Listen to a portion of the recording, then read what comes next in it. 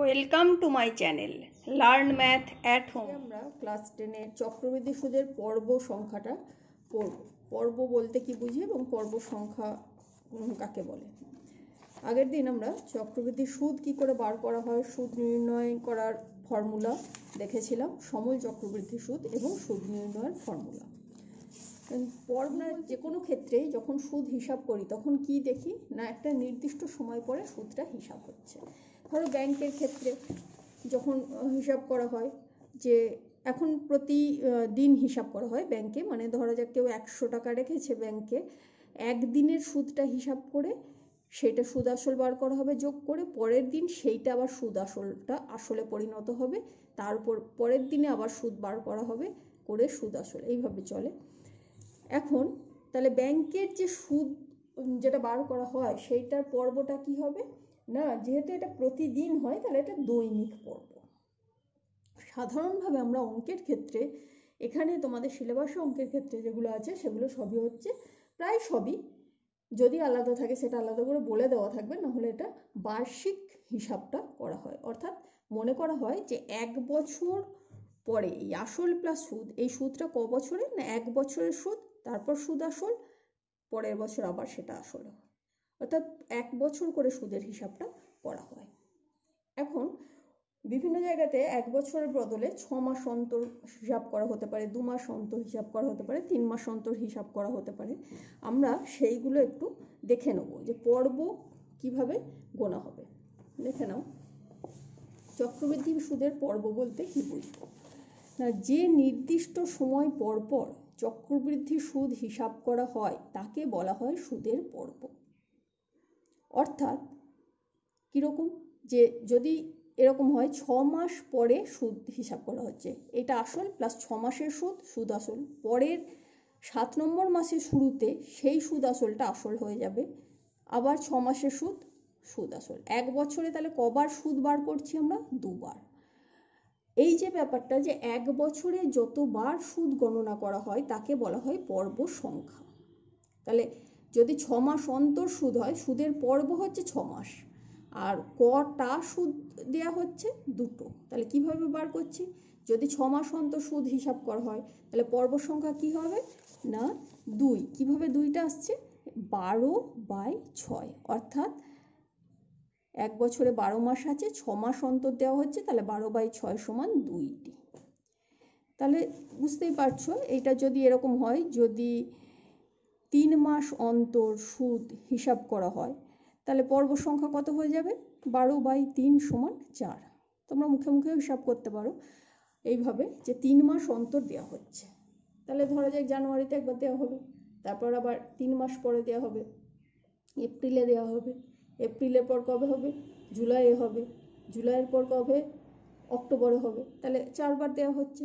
তাহলে আমরা এইভাবে পাবো 3 মাস অন্তর হলে 4টে সুদ, 4 মাস অন্তর হলে 3টে সুদ। তোমাদের মোটামুটি এই 2, 3, 4-এর মধ্যেই আছে। 1 মাস অন্তর হলে 12টা সুদ হবে, 12 বার হিসাব করতে হবে, সেইটা অনেকটা বড় হয়ে যাবে, ফর্মুলাটা তোমাদের অঙ্কে নেই, কিন্তু নিয়মটা জেনে রাখো, এইভাবে বার করা হয়। তাহলে আমরা আজকে এইটা সংক্রান্ত একটা দুটো অঙ্ক যদি সম্ভব হয় করে দেখে নাও। আচ্ছা, এর যে ফর্মুলাটা আছে সেই ফর্মুলাটা ওই আগের দিন যেরকম করে বার করলাম আমরা চক্রবৃদ্ধি সুদ নির্ণয় করার ফর্মুলা, এরকম করে এটা 1 বছরের জায়গায় ধরা যাক যদি 6 মাসও হয় তাহলে 6 মাসের সুদ বার করব, তারপর সুদ আসল বার করব, তারপর দ্বিতীয় 6 মাসে মানে হচ্ছে 7 নম্বর মাসের শুরুতে আসল, আবার 1 বছর, এটা 2 বছরের জায়গায় 1 বছরের শেষে সুদ, এরকম করেই বেরোবে ফর্মুলাটা। ফর্মুলাটা দেখা গেছে যে কি হচ্ছে, যদি এরকম হয় যে এনটা পর্ব সংখ্যা, এখানে আগের দিন আমি এনটা নিয়েছিলাম এন বছর, এখানে এনটা যদি পর্ব সংখ্যা হয় আর টিটা বছর হয়, বছর, ঠিক আছে, সময় হচ্ছে টি বছর আর এন পর্ব সংখ্যা, মানে 1 বছরে এন বার টাকা দেওয়া হয়েছে বা জমা দেওয়া হয়েছে বা সুদ পেয়েছি, এরকম যদি হয় তাহলে সময় টি বছর, বাকিগুলো একই আছে, অর্থাৎ আসল সমান পি টাকা এবং বার্ষিক সুদের হার যা হয় R%। আবার বলে দিচ্ছি, এই R% এটা কী হয়, এটা কিন্তু কোনো একক নয়, এটা R/100 বার্ষিক সুদের হার এত। তাহলে বলা হচ্ছে টি বছর পর সুদ আসল কত হবে। আমরা জানি চক্রবৃদ্ধি সুদে কী বেরোয়, সুদ আসল বেরোয়। তাহলে সুদ আসল কত হবে। ফর্মুলাটা হচ্ছে একই রকম, আগের দিনের ফর্মুলাটার মতোই, আমি তোমাদের দেখিয়ে দেবো আর একবার। R/N, কোনখানটায় পার্থক্যটা হচ্ছে সেইটা দেখিয়ে দেবো। /100 ইন্টু টি ইন্টু এন, এত টাকা। এই হলো সুদ আসল। যদি সুদ বার করতে বলে তাহলে আগের মতোই সুদ আসল থেকে আমি আসলটা অর্থাৎ পিটা বাদ দিয়ে দেবো, তাহলে সুদ বেরিয়ে যাবে। এবার এই ফর্মুলাটার সঙ্গে এই ফর্মুলাটার পার্থক্যটা একটু দেখে নাও। আগের দিন যে ফর্মুলাটা আমরা পেয়েছিলাম সেটা হচ্ছে এই যে এই ফর্মুলাটা। তাহলে ফর্মুলাটা দেখে নাও, একই রকম আছে P into 1 plus R/100, P into 1 plus R/N/100। এই এনটা কি, এই এনটা হচ্ছে পর্ব সংখ্যা, অর্থাৎ যতবার টাকাটা দেয়া হয়েছে, যত মাস পরে নয়, এটা যে মনে রাখবে। পর্ব সংখ্যা কিন্তু হচ্ছে যতবার টাকা সুদ গোনা হয়েছে সেটাকে বলা হচ্ছে পর্ব সংখ্যা। তাহলে ধরা যাক 6 মাস অন্তর যদি সুদ দেওয়া হয় তাহলে দুটো পর্ব সংখ্যা, এই জিনিসটা আগে বার করে নেবে। এটা বার করে এনটা বেরিয়ে যাবে এখান থেকে। তাহলে টিটা হচ্ছে সময়, কত বছরের আমরা হিসাবটা করছি সেটা। তাহলে টি ইন্টু এন, আর এখানে R/N, এখানে ছিল শুধু আর, সেখানে জায়গায় R/N, এখানে ছিল এন মানে সময়টা, যেটা এখানে আমরা টি ধরেছি, মানে এখানটা টি ছিল আগে, এখন টি ইন্টু পর্ব সংখ্যা এন হয়ে গেল। বাকিটা একই রকম হবে। এইভাবে আমাদের যেগুলো পর্ব দিয়ে অঙ্ক আছে সেই অঙ্কগুলো করতে হবে। আমি একটা ছোট অঙ্ক এমনি দেখিয়ে দিচ্ছি তোমাদের, দেখে নাও। যেমন তোমাদের এই 6.1 যেটা আছে, 6.1-এ 18 অঙ্কটা, 18 অঙ্কটা কি বলেছে দেখো। 6.1-এ যে 6 মাস অন্তর দিয়েও বার্ষিক 8% চক্রবৃদ্ধি হার সুদে 6,000 টাকার 1 বছরের চক্রবৃদ্ধি। তাহলে লিখতে হবে 6 মাস অন্তর দেওয়া হয়, অন্তর দেও সুদ মানে দেওয়া হয়, দেও সুদ অর্থাৎ পর্ব সংখ্যা 12/6 সমান 2টি, ঠিক আছে। আর বলা আছে আসল হচ্ছে 6,000 টাকা, 6,000 টাকা, সময় আছে 1 বছর, আর পর্ব সংখ্যা বার্ষিক সুদের হার হচ্ছে, বার্ষিক সুদের হার 8%, সুদের হার 8%। ডাইরেক্ট আমরা ফর্মুলাতে বসিয়ে দেব।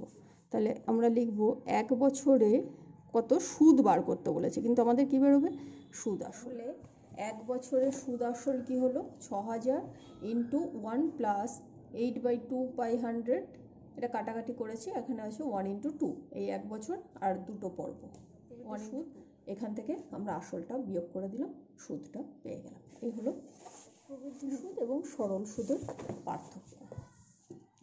আমরা যদি সরল সুদ লিখি একদিকে আর একদিকে চক্রবৃদ্ধি সুদ লিখি, ধরা যাক সুদের হার মানে বার্ষিক সুদের হারটা একই। এখানে আমি একটা বার্ষিক সুদের হার একটা উদাহরণ দিয়ে তোমাদের বুঝিয়ে দিচ্ছি, সেই জন্য বার্ষিক সুদের হার একটা ফিক্সড করে দিলাম 10%, মানে এটা ওই R% যেটা বলি সেইটাই।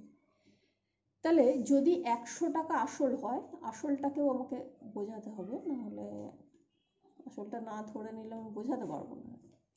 তাহলে আসল সমান ধরে নিলাম 100 টাকা, আর বার্ষিক সুদের হার 10%। সরল সুদ 1 বছর, প্রথম বছরে দেখি 1 বছরে সরল সুদ কত হবে। আমরা জানি এই বার্ষিক সুদের হার 10% কথার মানে কি না, 100 টাকার 1 বছরের সুদ 10 টাকা। তাহলে 100 টাকাই আসল ধরেছি, 1 বছরের সুদ 10 টাকা। আচ্ছা বলো তো চক্রবৃদ্ধি সুদের ক্ষেত্রে কি হবে। চক্রবৃদ্ধি সুদের ক্ষেত্রেও কিন্তু 10 টাকাই হবে, কারণ সুদ বার করার যে পদ্ধতি সেইটা দুটোর ক্ষেত্রেই একই। এর ক্ষেত্রে কি হয় না, পরের বছর যখন সুদটা বার করতে যাব তখন এইটা আসলের সঙ্গে যোগ হয়ে যাবে, অর্থাৎ আসল কত হয়ে যাবে 110 টাকা। এর ক্ষেত্রে কিন্তু আসল কত থাকবে, 100 টাকায় থাকবে। এটা সর্বদাই আসল একদম যেটা প্রথম থেকে আছে সেটাই থাকবে। তাহলে পরের বছর যখন বার করব, তাহলে প্রথম বছরে দেখো সরল সুদও 10 টাকা, চক্রবৃদ্ধি সুদও 10 টাকা। এবার 2 বছর বা দ্বিতীয় বছরে এর আসল কত বলো তো? সরল সুদের ক্ষেত্রে আসল কত? একই থাকবে, 100 টাকাই হবে। আর চক্রবৃদ্ধি দ্বিতীয় বছরে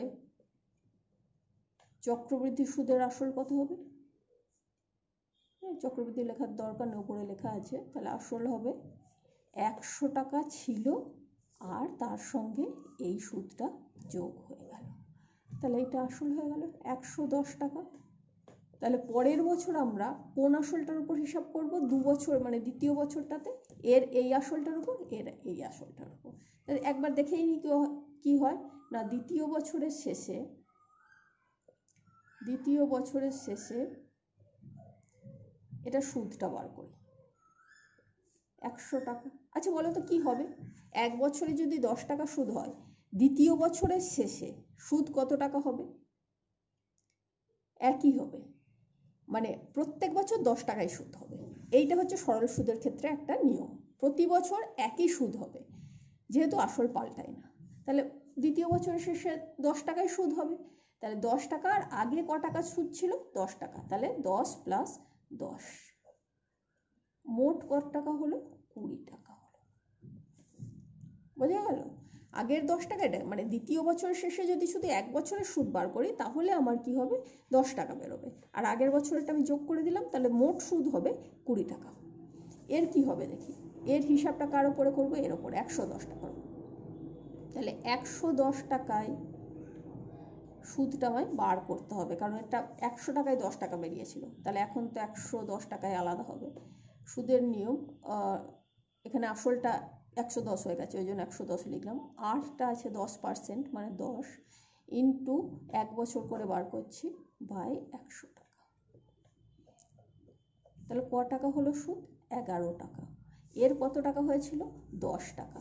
এর দ্বিতীয় বছরের মানে এক বছরের হিসাবে 11 টাকা হলো। তাহলে অতএব দ্বিতীয় বছরের শেষে সুদ আগে ছিল 10 টাকা, আর এখন কত টাকা হলো? 11 টাকা। মোট কত টাকা হলো? 10 প্লাস 11, 21 টাকা হয়ে গেল। তাহলে বুঝতে পারছো যে সরল সুদের থেকে চক্রবৃদ্ধি সুদ হলে সুদটা বেড়ে যায়। যদি বার্ষিক সুদের হার 10%, তাতেই 2 বছরে 1 টাকা সুদ বেড়ে গেছে, সরল সুদের না হয়ে চক্রবৃদ্ধি সুদ হলে। একটা জিনিস মাথায় রাখবে, আমরা যত আর্থিক লেনদেন করি, ব্যক্তিগতভাবে আর্থিক লেনদেন ছাড়া যে সমস্ত ব্যাংক, পোস্ট অফিস বা বিভিন্ন জায়গায় যেখানে টাকা রাখা হয়, ছোটো ছোটো সমবায় সমিতি বা যে কোনো সংস্থা, সবাই সুদের হিসাব কিন্তু চক্রবৃদ্ধি সুদ হিসাব ধরেই করে।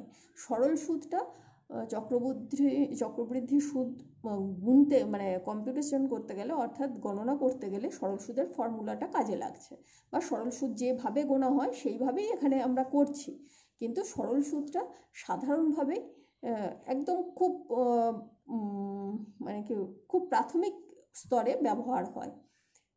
ব্যাংক, পোস্ট অফিস বা আর্থিক প্রতিষ্ঠানে সরল সুদ খুব একটা মানে ব্যবহার হয় না আর কি, চক্রবৃদ্ধি সুদটাই ব্যবহার হয়।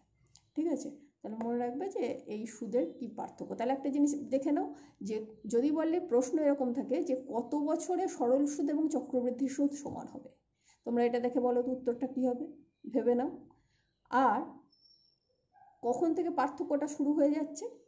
দ্বিতীয় বছর থেকে। ঠিক আছে? সরল সুদ বেশি হয় না চক্রবৃদ্ধি সুদ বেশি হয়? যদি এইগুলো একই থাকে, অবশ্যই এই আসল, বার্ষিক সুদের হার, সময় সব যদি একই থাকে, তাহলে সরল সুদের ক্ষেত্রে চক্রবৃদ্ধি সুদের ক্ষেত্রে কি হবে সেইটা আমি দেখালাম। এই যে পার্থক্যটা, এটা একটু বোঝার চেষ্টা করবে।